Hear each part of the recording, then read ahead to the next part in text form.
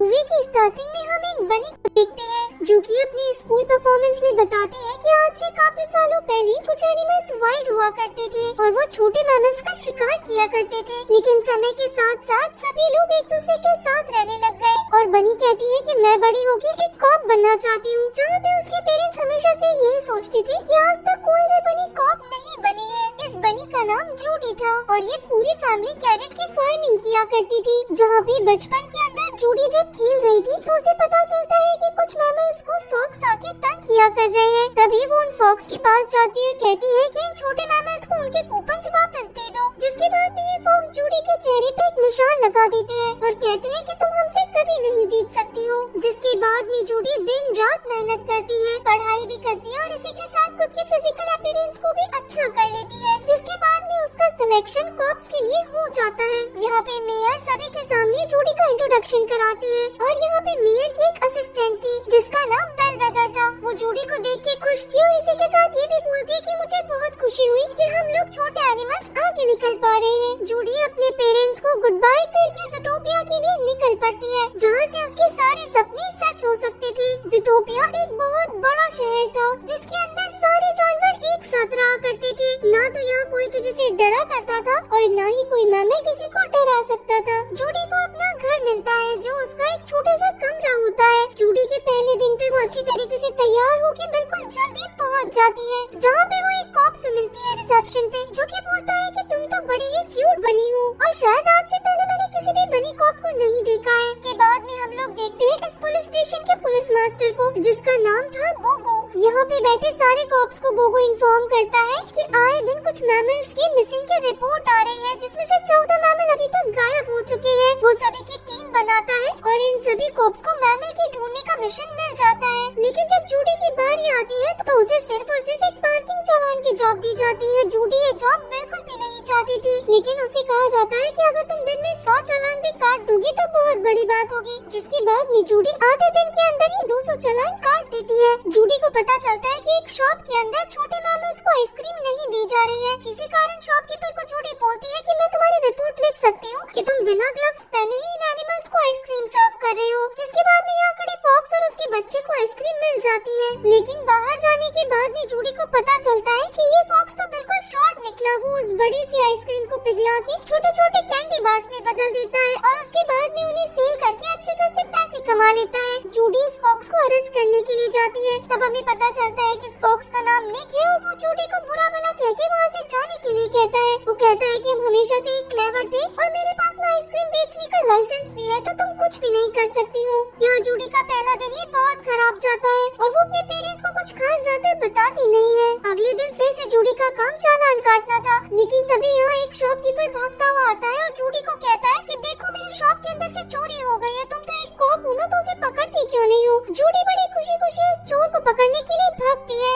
ये उस जगह पे पहुँच जाते हैं जो कि बिल्कुल छोटे मैमल्स की जगह थी और फाइनली जूडी उस चोर को पकड़ ही लेती है। जहाँ जूडी को पता चलता है चोर ने जो चुराया था वो ऐसी चीज है जो कि कहीं पे नहीं मिलती है और काफी महंगी और इम्पोर्टेंट चीज है। जिसके बाद में बोगो जूडी को कहता है कि तुम्हें इस काम के लिए नहीं रखा गया था। जूडी बोगो से रिक्वेस्ट करती है कि मैं एक कॉप बनना चाहती हूँ और मैं मुजरिमों को पकड़ना चाहती हूँ। और तभी इन दोनों की बातों के बीच में एक लेडी पहुँच जाती है जो कि बोगो के सामने कहती है कि मेरे हस्बैंड पिछले 10 दिनों से गायब हो रखे हैं और आप लोग उसे क्यों नहीं ढूंढ पा रहे हैं। जिसके बाद में जूडी इस फीमेल को प्रॉमिस करती है कि आपके हस्बैंड को मैं ढूंढ के निकाल दूंगी। बोगो यहाँ पे जूडी को कहता है कि अगर तुम्हें किसी को ढूंढना ही है तो तुम्हारे पास में सिर्फ और सिर्फ 2 दिन है, यानी कि 48 आवर्स। अगर तुम उस मैमल को नहीं ढूंढ पाए तो तुम्हें खुद को रिजाइन देना पड़ेगा। यहाँ जूडी मिसिंग एनिमल की फाइल ढूंढती है लेकिन उसे कोई भी एविडेंस नहीं मिलती है। तब वो पहुँच जाती है निक के पास में क्योंकि उसे पता था कि निक यहाँ पे सभी को जानता है। लेकिन निक जूडी को कहता है कि मेरे पास में बहुत सारे काम है और मैं तुम्हारी हेल्प नहीं करना चाहता हूँ। इसी के साथ वो जूडी के सामने ये भी बोल देता है कि मैं एक दिन के $200 कमाता हूँ। जूडी यहाँ पे निक को उसी की बातों में फंसा देती है और कहती है कि इस हिसाब से तो तुम्हें बहुत सारा टैक्स भरना चाहिए था। ये सारी बातें तुमने अपने मुंह से एक्सेप्ट की है तो मेरे पास इसकी रिकॉर्डिंग है, अगर तुम बोलो तो मैं तुम्हें अभी अरेस्ट करवा सकती हूँ। निक को ना चाहते हुए भी जूडी की हेल्प करनी पड़ती है।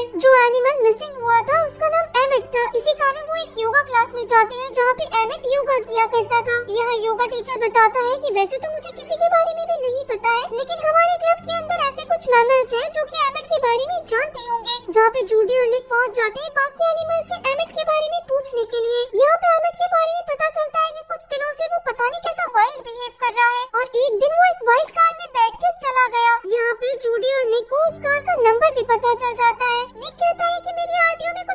पहचान है तो शायद हमारी वहाँ पे हेल्प हो सकती है। जब ये आरटीओ में पहुँचते हैं तो वहाँ पे काम करने वाले सारे के सारे स्लॉथ थे, यानी कि एकदम धीरे धीरे स्लो मोशन में काम। जूडी वहाँ पे बहुत इरिटेट हो जाती है और पूछती है कि बस जल्दी से हमें उस कार के ओनर के बारे में बता दो। उस कार के ओनर के बारे में जैसे ही जूडी और निक को पता चलता है तो वो दोनों निकल पड़ते हैं। इधर निक और जूडी को वो व्हाइट कार मिल भी जाती है, लेकिन जब उस व्हाइट कार के अंदर जाने के बाद में जूडी को एमिट के बारे में पता चलता है, वहीं निक को पता चलता है कि ये कार तो मिस्टर बिग के लोगों की है और शायद हमें यहाँ पे नहीं आना चाहिए था क्योंकि वो ज़ूटोपिया का सबसे बड़ा डॉन है। तभी यहाँ पे मिस्टर बिग के लोग आ जाते हैं और वो जूडी और निक को अपने साथ ही ले जाते हैं। यहाँ जूडी को लगता है कि मिस्टर बिग तो बहुत बड़ा डॉन होगा, इसका मतलब है कि वो कोई व्हाइट पोलर बियर होगा, लेकिन वहाँ से तो एक बहुत छोटा सा मैमल निकलता है। मिस्टर बिग यहाँ पे जूडी और निक को बोलते हैं कि तुम्हारी हिम्मत कैसे हुई कि हमारी कार के अंदर आए। जहाँ पे जूडी बताती है कि बहुत सारे मैमल्स मिसिंग हो रहे हैं, इसी के साथ मैं एमिट के बारे में पूछने के लिए आई हूँ। लेकिन मिस्टर बिग इनकी बातों में बिल्कुल भी इंटरेस्टेड नहीं थे और वो जूडी और निक को यहाँ से मगरमच्छ को खिलाने वाले थे कि तभी यहाँ पे मिस्टर बिग की बेटी आ जाती है, जिसके बाद में मिस्टर बिग की बेटी कहती है कि यही तो वो कॉप है जिसने मेरी जान बचाई थी। जूडी को देख के वो हाय हेलो करती है। इसके बाद में मिस्टर बिग जूडी और निक को छोड़ देती है और एमिट से रिलेटेड सारी इन्फॉर्मेशन देते हैं कि एमिट हमारा काफी अच्छा दोस्त था, उसे लेने के लिए हमने हमारी कार ही भेजी थी, लेकिन न जाने उसे क्या हो गया और उसने हमारे ड्राइवर के ऊपर अटैक कर दिया। तो शायद तुम्हें हमारा ड्राइवर सारी डिटेल दे सकता है।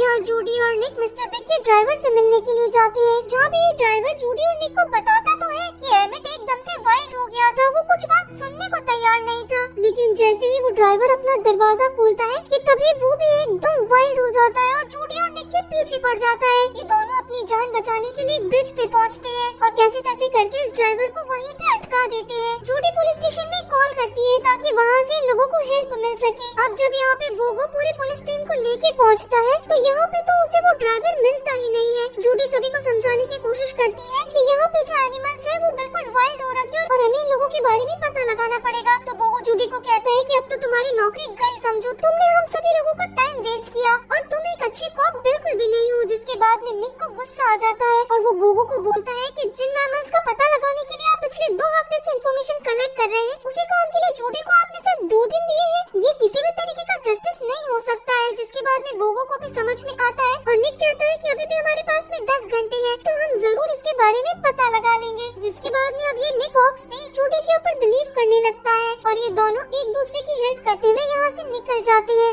निक यहाँ पे जूडी को बताता है कि बचपन में मेरा सपना था स्काउट ज्वाइन करने का, लेकिन वहाँ पे कोई भी एनिमल मेरा बिलीव नहीं किया करता था। और इसी के साथ निक को आइडिया आता है कि यहाँ पे तो हर जगह सीसीटीवी कैमरे लगे हैं, अगर हमें यहाँ पे फुटेज मिल गई तो ये भी पता चल जाएगा कि एमिट और इसी के साथ वो ड्राइवर कहाँ गया होगा। मेयर की जो असिस्टेंट बेलवेदर थी वो निक और जूडी की मदद करती है, जिससे ये पता चल जाता है कि एमिट को और इसी के साथ वो वाइल्ड ड्राइवर को कहाँ लेके गए हैं, जहाँ इन्हें क्लिफ साइड असाइलम के बारे में पता चलता है, जहाँ पे हर जगह वुल्फ थे। जूडी और निक छुपते छुपाते इसी असाइलम के अंदर पहुँच जाते हैं, जहाँ इन्हें पता चलता है कि जितने भी मैमल्स मिसिंग हुए हैं वो सारे इसी असाइलम के अंदर है। लेकिन आखिर इन्हें कौन यहाँ पे लाया है और ये इतना वाइल्ड बिहेव क्यों कर रहे हैं? तभी इन्हें पता चलता है कि यहाँ पे से तो मेयर निकल के आ रहा है और वो एक डॉक्टर से पूछता है कि आखिर ये सारे एनिमल वाइल्ड क्यों हो रहे हैं। जहाँ पे डॉक्टर बताता है कि इन मैमल्स के जेनेटिक में कुछ प्रॉब्लम हुई है, जिनका डीएनए शिकारी डीएनए था, वही एनिमल ऐसा बिहेव कर रहे हैं। जिसके बाद में जूडी को पता चलता है कि ये सब शिकारी एनिमल के कारण ही ऐसा हो रहा है। जूडी ये सारी चीजें रिकॉर्ड भी कर लेती है कि तभी जूडी के फोन पे उसके पेरेंट्स का फोन आ जाता है। मेयर यहाँ पे सारे गार्ड्स को बोलता है कि जल्दी से पता लगाओ कि यहाँ पे कौन है। जूडी और निक अपनी जान बचा के खुद को फ्लश कर लेते हैं और सीधा भाग के आते हैं बोगो के पास में। जिसके बाद में बोगो अपनी पूरी पुलिस टीम के साथ में क्लिफ साइड असाइलम में पहुँचता है और मेयर को अरेस्ट कर लेता है। अब हर जगह यही न्यूज छा रखी थी कि जो बड़े जानवर यानी कि जो जानवर शिकार करते हैं वही जानवर वाइल्ड हो रहे हैं। हर जगह लोगों को बड़े जानवरों से डर लगने लग जाता है, यानी कि कोई भी लॉयन, पैंथर और ऐसे ही जानवरों के आसपास भी नहीं आ रहे थे। हर जगह जूडी फेमस हो चुकी थी क्योंकि उसने इस केस को सॉल्व कर लिया था। लेकिन जब जूडी अपना इंटरव्यू देती है कि जो जानवर शिकार करते हैं उन्हीं के साथ ऐसा हो रहा है, तब निक को ये बात सुन के बहुत हर्ट होता है और वो जूडी को कहता है कि ऐसा नहीं है कि सारे जानवर बदल चुके हैं, तुम्हें क्या लगता है मैं भी बदल गया हूँ। और इसी कारण निक भी जूडी को छोड़ के चला जाता है।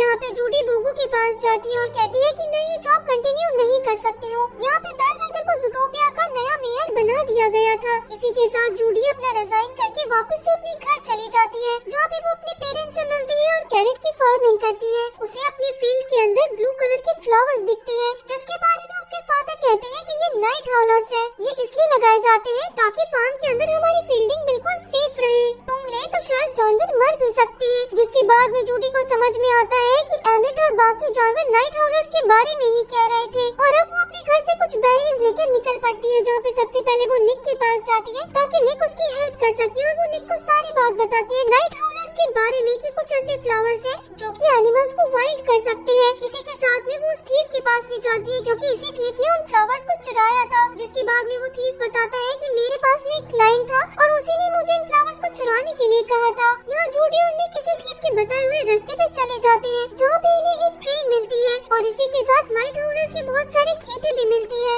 यहाँ पे इन्हें एक गन मिलती है। यहाँ पे जूडी और निक देखते हैं कि एक शीप एक गन को तैयार कर रही है, और इस गन से अगर किसी को शूट कर दिया जाए तो सारे एनिमल वाइल्ड हो सकते हैं। जिसके बाद जूडी को ये ट्रेन को लेके वोगो के पास में पहुंचना था, इसी कारण वो पूरी की पूरी ट्रेन को ही चलाना शुरू कर देती है। यहाँ पे जितने भी शीप गार्ड्स थे वो अब इस ट्रेन के पीछे पड़ जाते हैं, जिसके बाद में ये ट्रेन आगे जाके डिस्ट्रॉय हो जाती है और सारे के सारे एविडेंस यहाँ पे ब्लास्ट हो जाते हैं। लेकिन फिर भी निक ने उसी गन को चुरा लिया था और अब वो भागते हुए जाते हैं बोगो के पास में। लेकिन बोगो तक पहुँचने से पहले इन्हें मेयर मिल जाती है, जहाँ पे जूडी कहती है कि आपको कैसे पता कि हम लोग यहीं पे आने वाले हैं और हमारे पास में गन मिलने वाली है। जूडी को समझ में आ चुका था कि बेलवेदर ही इन सारी चीजों के पीछे है। बेलवेदर जूडी और निक के पीछे अपने सारे गार्ड्स लगवा देती है। यहाँ जूडी और निक एक गड्ढे के अंदर गिर जाते हैं, जहाँ पे बेलवेदर अपने मुंह से कहती है कि मैंने ही वो गन को बनवाया था ताकि ये एनिमल्स वाइल्ड हो सके और यहाँ से सारे एनिमल चले जाएं और सिर्फ ज़ूटोपिया में अब शेप सी बचे। वो निक को इसी गन से शूट भी कर देती है, जिसके बाद में निक भी वाइल्ड हो जाता है और वो जूडी को मारने के लिए आगे बढ़ता है। लेकिन कुछ ही देर के अंदर हमें पता चलता है कि निक तो यहाँ पे एक्टिंग कर रहा था। जिस गन से बेलवेदर ने निक को शूट किया था उसके अंदर तो जूडी के फार्म की ब्लूबेरीज थी, और अब यहाँ पे सारी बात बोगो को भी पता चल चुकी थी। जिसके बाद में बेलवेदर को अरेस्ट कर लिया गया था और साथ ही साथ नाइट हाउलर्स का एंटीडोट भी बना दिया गया था। जिसके बाद में यहाँ का पुराना मेयर यानी कि लॉयन हार्ट बताता है कि मैं तो तुम लोगों को पहले ही बताने वाला था, लेकिन तुम लोगों ने मुझे गलत समझ लिया। यहाँ पे सारे बैलेंस धीरे धीरे करके ठीक होने लग गए थे।